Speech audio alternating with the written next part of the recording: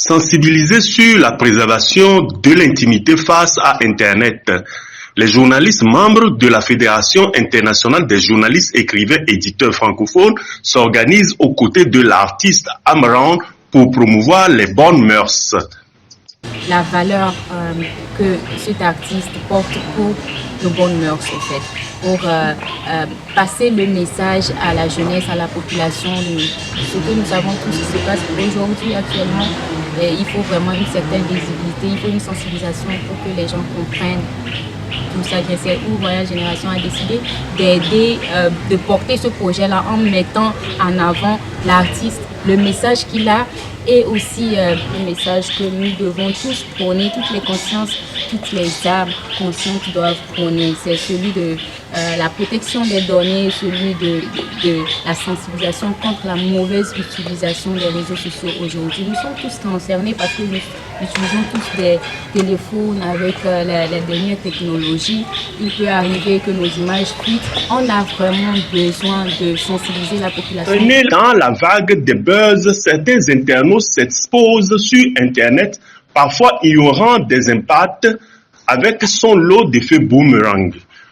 Par un biais, les conséquences que les laisser-aller provoquer ne se limitent plus dans le contexte du secret de la vie privée, surtout avec les algorithmes de l'intelligence artificielle. De façon innocente ou naïve, une photo divulguée, un selfie de vie intime peut se retrouver propagé sur la place publique.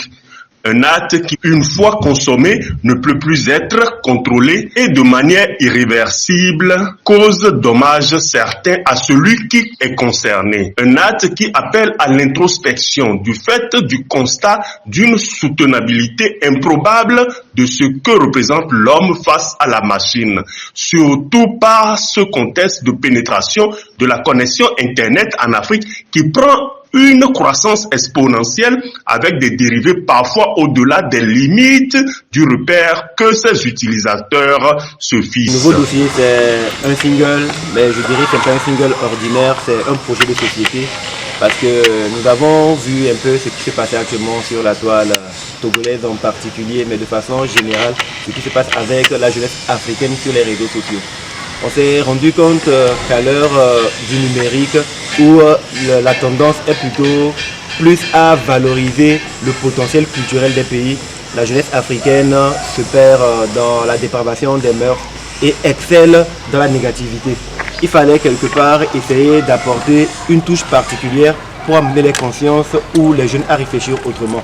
Donc on a essayé de voir la tendance qui pouvait toucher toutes les consciences collectives. Et on a vu ce qui s'est passé sur les réseaux sociaux avec ce thème qui est devenu le leitmotiv de tout le monde. Chaque jour, quand on se réveille, il y a des nouveaux dossiers. Donc nous avons voulu faire de la sensibilisation pour informer les gens sur les dangers qui les guettent s'ils se laissent aller à de n'importe quoi sur les réseaux sociaux. Nouveau dossier, c'est un nouveau dossier. Nouveau dossier, c'est un nouveau dossier.